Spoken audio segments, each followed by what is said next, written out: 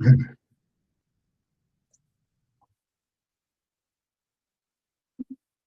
morning, everybody. This episode of Insurance Questions Podcast, number 260, Potluck with Donnie Lowe, Ask Doc Questions, is sponsored by us, EBI Agency. You know who we are. You can check us out. So, happy Beggars Night, Don. Did you go out for Beggars Night when you were a kid? Yes, every year. It was, 2 days of going out to get candy. Are you kidding me? It's the best. I used to go to West Seneca with my cousin Bobby Jezerowski. Yeah, you think Pollock names are bad? He had the longest. He used all the consonants in that one. And then he would come to South Buffalo. You know, they thought it was the big city. You know what I mean? So, we have a guest this morning, and I want to start off by saying all the comments and statements by Eddie Buffalo, Donnie Lowe, and Dr. Andrew Freeman are purely for entertainment purposes. Get to know each other, guys. Introduce yourself to each other. I'm going to do my stuff, Donnie Lowe. All right, now I've got something I have to say first, Doctor. It's just like welcome to the podcast, everybody. And the best way to experience the podcast is if you go to our YouTube channel, which is EBI Media Insurance Questions Podcast, EBI Media Insurance Questions Podcast. And there you're able to really view all the different graphics that Eddie creates, some videos that we might show, see our guests as they come on the show, and also really Eddie's facial expressions, which are typically very funny. But like, share, and subscribe there if you can. If you listen to the podcast, You're making fun of me, Don. Is that what you're doing? Well, no, it's just a comical thing. That's all. Like a clown. You're funny like a clown. And what are you talking about, Donnie? We're on 53 podcast depositories. So wherever you listen, we're there. Like, share, and subscribe if you so please. We're typically on TikTok Live, although right now we're not. But in any event, look us up on TikTok as well. But just know that we really appreciate you taking time out of your day to share it with us. And we're very grateful for that. So thank you. So while Eddie is finishing up what he's got to do to get ready to stream all the podcast everywhere, why don't you just tell us a little bit about yourself? It's Dr. Andrew Freeman. He prefers Andy, so I'll say Dr. Andy.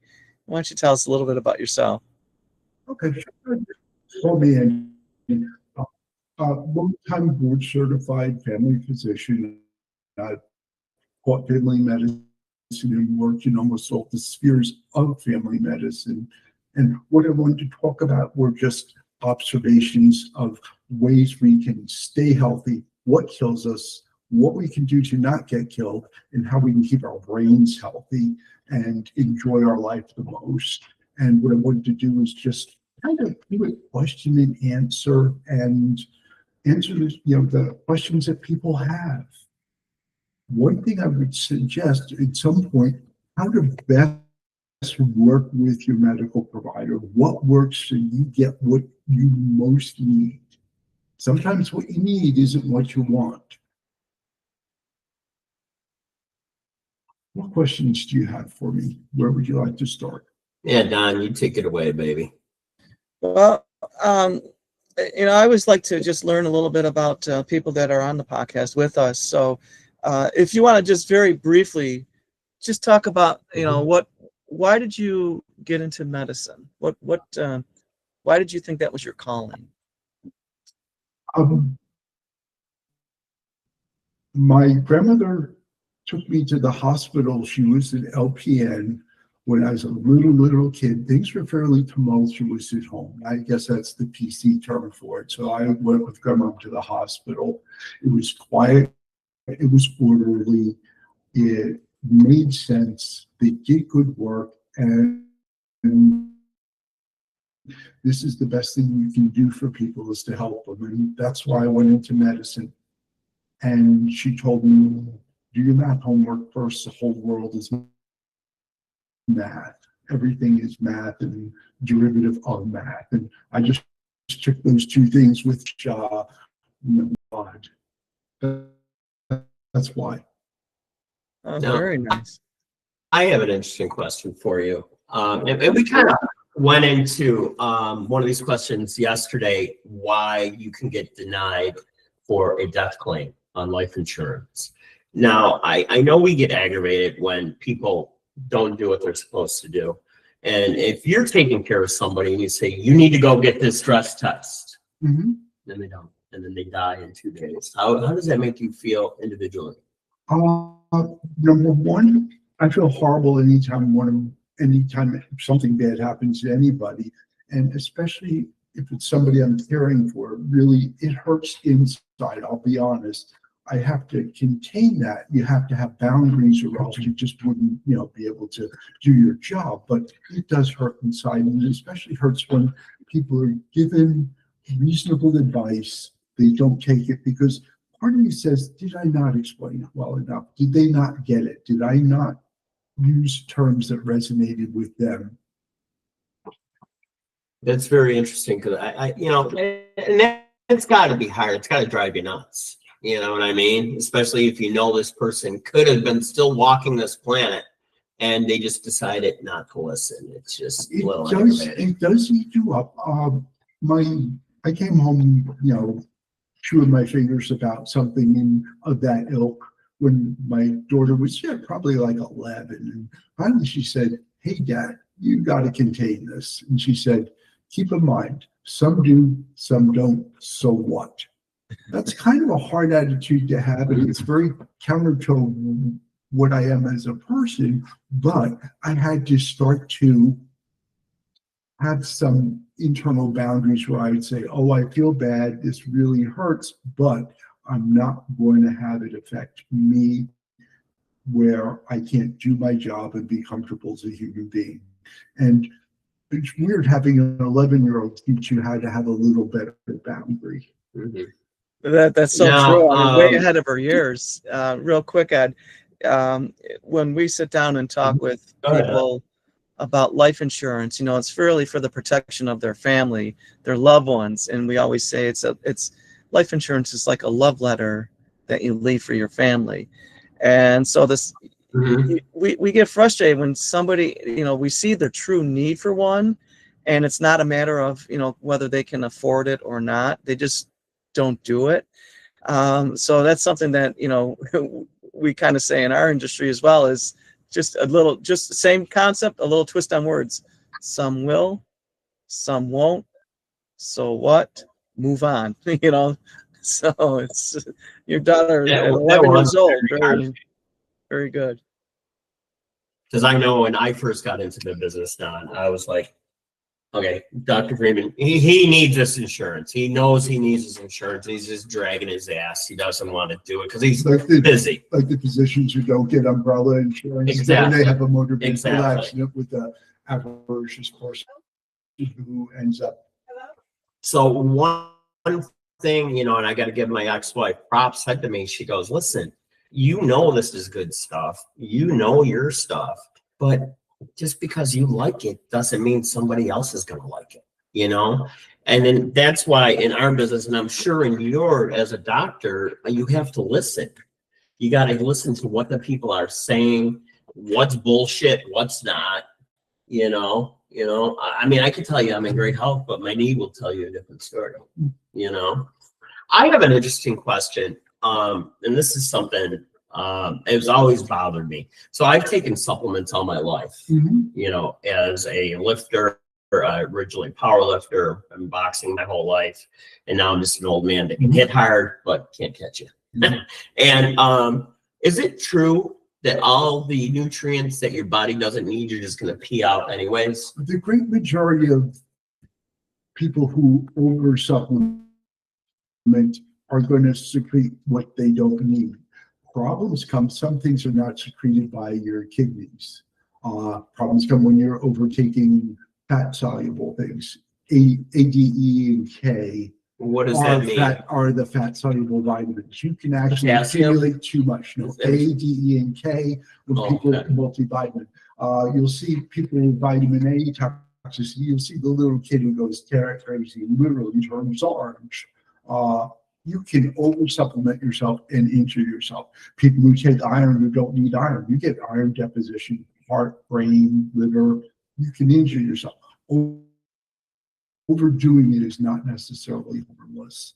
And you can treble that when you start to move into the people who say, well, my testosterone level is a little bit low. I want to go on testosterone supplementation. It's like, whoa, slow down. Do you know what excessive testosterone is going to do to your vascular health, your cancer risk, your blood clot risk? And no, I don't want to hear it. I want more testosterone.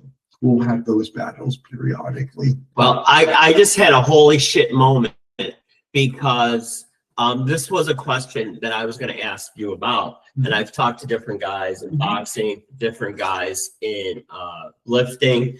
And they're like, Eddie, how do you stay looking so young? You know, how do you keep on going? And I go, well, I started taking a testosterone pill every day since my early 30s. Okay. So what the hell did I do to myself? Let's talk about the other side of testosterone. Okay. With testosterone, number one problem is it is not as vascularly friendly as you would want a supplement to be. Testosterone accelerates cardiovascular disease. It accelerates vascular disease in general. Number two, if you have prostate cancer, testosterone is like throwing a can of gasoline on that fire. Oh, Number three, it increases your propensity to make blood clots. And who wants to make more blood clots? It can increase your hemoglobin level where you're going to be more likely to, and it can make you thrombogenic. Yeah. Right. So I've been taking it for 25 years and I haven't noticed any of that thing. Is it different from every person or have I just been lucky? I don't know. I could not tell you, but I do tell people this is think of it as a knife without a handle. You're holding on to something really sharp, and is what it's allegedly doing for you worth what it could possibly do to you? Now, you started talking a little bit about prostate cancer and what it can do to you. And I've been watching a lot of different things that masturbation helps prevent prostate cancer. Some doctors say yes, some doctors say no. It's not evidence-based. I tend to be evidence-based. I try to practice evidence-based medicine. There are times when I'll look at things observationally, especially if they don't have a good store of evidence, but there's not really been an evidence-based study that's demonstrated it. Very interesting. Anecdotally, some people may say yes, some people may say no, but it's anecdotal. Because some doctors feel that it helps raise your chances of not getting prostate cancer and also raises your serotonin level to give you a better attitude. A lot of them say you should do it before you go to bed every night because you'll sleep better. Now, I really don't have an opinion there. There's not really evidence either way. And if it's something that's kind of up in the air, I'm going to step back from it and say, I don't know. Now, I'm going to throw something at you that has been talked about quite a lot. When COVID happened, I know people personally that passed away from it. And I had severe COVID. Thank goodness. I was in rural North Carolina during the residency. I got severe COVID. Oof. And thank goodness I have sleep apnea. I got my CPAP and I had to stay on CPAP for about half a week. Wow. With my CPAP programmed up as high as it could, just basically sitting with a mask like this. That's awful. It's the only time I've not been able to breathe in my life. It was pretty nasty. What do you feel about the theory that once you do get COVID, whatever was the weakest part of your body, your system, whatever, that's what it zeroes in on? What do you think about that? Do you think that's bullshit? Yeah, I'll go with that. There's nothing really evidence-based. Also, we're very young in our knowledge about it. It behaves very differently than most of the viral respiratory pathogens we've dealt with in the past. So I'd have to say, don't know, and I wouldn't say yes to it. It's either no or maybe. Now, Don, I don't want to manipulate Doc's time. Do you have any questions for him? Because I have a big doozy for him. Yeah, no, I do, because you're talking about different vitamins. I believe he's mentioned vitamins A, D, E, and K. Vitamin D, there's been a lot of information, maybe over the past couple of years, that if we overuse sunscreen, it's not healthy for us, that we should enjoy morning sun, avoid the mid to late afternoon sun, and then enjoy the evening sun without sunscreen. And that should provide us enough vitamin D that our bodies need, rather than taking supplements for it. Your thoughts on that? You ask a very good question there, because there is some controversy. Number one, looking at our vitamin D levels, I just came back from working in the Pacific Northwest. Everybody I drew, and I was working among Native Americans who are outdoors all day long. So we're indoors all day long. Everybody's vitamin D level is going to be a little bit low. That was a big Buffalo thing too. Yeah, actually, what we're getting from the sun is helpful. I would just have vitamin D supplemented milk. I would not be as obsessive about vitamin D levels unless you're osteoporotic, you've had a pathological fracture, things like that, where it's been demonstrated to help. The pendulum is swinging back and forth on vitamin D's cognition effects, cardiac effects, et cetera, et cetera. One study says yes, one study says no, one study says yes. Nobody is able to really pin that one down. I would look more at skin cancer risk, especially if you've got a family member who's had a melanoma, because melanoma has a huge genetic predisposition. I wear my sunscreen and worry about drinking a little bit of fortified milk. Mm-hmm. That's now, great. I have a question. If you have breast cancer on both sides of your family, your mom and dad, as a male, Your dad. that's like his sisters had. Oh, okay. Yeah, I meant because yeah. men get breast cancer. Well, that's what I was going to say. If you have that type of history with both sides of the family has breast cancer in their past, as a male, do we worry about this? Do we get checked out? What is the school of thought on that? Okay, school of thought there are, number one, I wouldn't worry. It's going to be very, very, very rare. Number two, in terms of checked out, beyond if you find a lump, I really wouldn't sweat it that much. Mm-hmm. Yeah, we're not sending people off for that many sonograms and mammograms. And the great majority of the time with men in the very rare incidences of breast cancer, and it is darn rare, you're going to feel a lump. You're going to say, oh, I've got a half a grape underneath one of my areola, or I feel a lump in my chest. And most of the time, those are harmless even. That is very interesting. Just self-awareness. So, do you have any more questions before I ask my Whopper, Don? No, ask your Whopper. We might have follow-up with that. And I don't know what the Whopper is. No. So. He's speechless. No. If you eat a Whopper a day, will you get fat? No, that's not the question. That's not the question. That's not the question.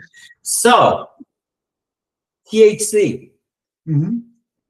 I know a lot of people that, especially in New York, because marijuana is available to them whenever they want it, that THC you cannot overdose on. And I asked you this question months ago, and what you came back with kind of scared the hell out of me. Okay. Because you said, yes, you can't overdose on it, but you can have a psychotic break. Sure. Holy crap. Expound on that, because I know Absolutely. people that need to hear this are watching right now back in Buffalo, New York. I grew up in the late 60s, early 70s, and what was available then was 3, 4, 5, maybe 7% THC, 7 you got your money's worth, quote unquote. And it was a fairly benign drug, not something you want to drive your car with or do rocket science or brain surgery, but pretty benign drug. It's a very different animal than what's been genetically produced by very careful farming for the interim in time. We're now dealing with 20 to 30 plus, and people do things called dapping where you can get 50% plus. That's a whole different animal. Things that I've seen with it that are most distressing. Number one, they did a study in London and in continental Europe with, I think it was adults 20 to 50, first psychotic break without a history of mental illness. Bang. That's scary. High dose THC was implicated. We're seeing a lot of people with very, very bad psychiatric issues from overuse of it. There's also a thing called the cyclical vomiting syndrome, where when people use high dose THC, they will have intractable vomiting episodes cyclically, in the ER, IV hydration, IV antiemetics to stop them from throwing up, with very limited positive effect for them, where they'll go through this cyclically until they've been DTHC'd for a while. I know technical term, DTHC. How long does that take? Is it different in every person? Yes, they don't really have a lot of data where they can establish patterns, who it happens to, who it doesn't. But I've seen, at least 24 people with cyclical vomiting in my. I've never even heard of that, Don. Have you? I've never heard of that. That's crazy. Of cyclical vomiting, And, you mean? Yeah, yes, I'm very familiar with that. It's like 3 days of intractable vomiting, where they're not keeping things down, clinically dehydrated, miserable. Think of it like morning sickness on steroids. Oh, gross. That's interesting. That's Is there any information from, say, an episode of cyclical vomiting with secondhand smoke of if somebody's smoking a marijuana? That would be very unlikely. These people are usually consuming, ample amounts of high THC, marijuana products, be it either oil or whatever. Tinctures, gummies, or just marijuana. Okay. And they will get into this cyclical vomiting pattern, and as long as they keep consuming the THC, it will happen again and again and again. Had ample personal experience with it. It's very distressing for the patient, and it's very disabling during that time that they're ill. One thing I've seen observationally, and this is personal observation, not fact, I've just seen that chronic use of these high THC products seems to cut down people's top end from an intellectual standpoint, from a motivational standpoint. And I probably would not want to be in the car driving with them long term. Why is That's that? my concern. They're a step slow. So the reaction speed. I did not engage reaction speeds formally, but these people were very, very slow on the draw. I know an never argument. seen somebody on hey, Doc. I'm gonna pick here. What was I saying? I worked to help get through college. I worked concert security. Oh, you got good stuff then, Doc. From 76 through. What's the best show you saw? I saw the Grateful Dead. I saw their wonderful one. May 8th, 77 was my first, and it was the best show I've ever seen in my life. See, now I've never been a Dead fan, but I saw him in '85 in the Bills Stadium, and my buddies. Probably they were in the Jerry Garcia beginning of the heroin wall. But that's not half of it. Who opened up for him was Bob Dylan, and his backing band was Tom Petty and the Heartbreakers. Oh my God! Crazy, that I got to see. Not that I enjoyed it. I didn't, but it was just seeing the crowd. It's just, there was these two beautiful girls dancing behind us, and I'm like, oh, they had like the flowing dresses. I look over, I'm like, they had more hair on their legs than I had. I saw the Clash in 78 I would have liked to or have seen the 79. Clash. That was a good show. My I God. loved their second album. And I saw Johnny Thunders. He was the guitarist for the New York Dolls. I saw Oh God, a couple of his shows. And, Really David good. Johansen, right? New York Dolls. He was Yeah. a singer, right? Yes. Buster Poindexter, Don. That's who he That's- ended up being, baby. That's you so know that? funny. No, I did not know I'm glad to that. see What was the shittiest show you saw? One? I was forced to see a Billy Joel show, He was bad. personal taste, and I was forced to see Boston once, and I was forced to see the Brothers once. You're talking all bands that I would have And liked to have Styx. seen. Styx, I've seen Once. Styx. I would sooner go up and get some root canal work done, or perhaps have a couple of. What was the band It's that not- you it's saw personal. before you mentioned Styx? The Doobie Brothers were pretty. Doobie Brothers, baby. Was that It's with Michael McDonald or, Michael or McDonald? before? I tried to close my eyes and ears and just pay attention to the date. It's just not my taste in music. Okay. How about Rush? Did you ever see Rush? Yes, I have. My favorite band forever. Do you know they're touring again? They added a female drummer from Germany, Oh, and they're playing 4 nights in Fort Worth when they come in June. well, I'm lukewarm on them again. It was Get out, Doc. Get out. What do you mean you're lukewarm? Get the hell out. Okay, I like Trailer Park Boys, but that's Canada. Now, I have a quick follow-up question regarding the THC because, you know, what you hear people say, well, THC, marijuana is not a gateway drug to other drugs. And then some people are saying, no, yes, it is. Any studies that have been done about that you're aware of? That's a question that I don't think can really be answered. Because so much of it is motivation, opportunity, etc., and who you're asking, who you're looking at, I don't think there's a way you can do a good double-blind study. I really don't know. I would think any of the intoxicants, including alcohol, are gateways. Makes sense. It does make So sense. get off the Mary Jane, Don. You got to be done with that. If you It's gonna choose- stunt your growth. You don't want to do that anymore. you I know. choose to smoke it and you do it responsibly and you're aware of its consequences, I step back. I'm kind of, let the chips fall where they may person that way. People are going to make their choices. I'd rather not see drugs criminalized so much as having avenues for people to get out of that life.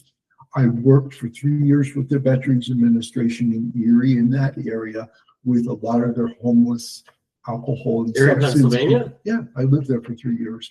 Oh, With super their close to homeless- us, A then. lot of their homeless alcohol and substance victims. And most people do want to get out of that life. We just have to help them, get them to a point where they can change their life.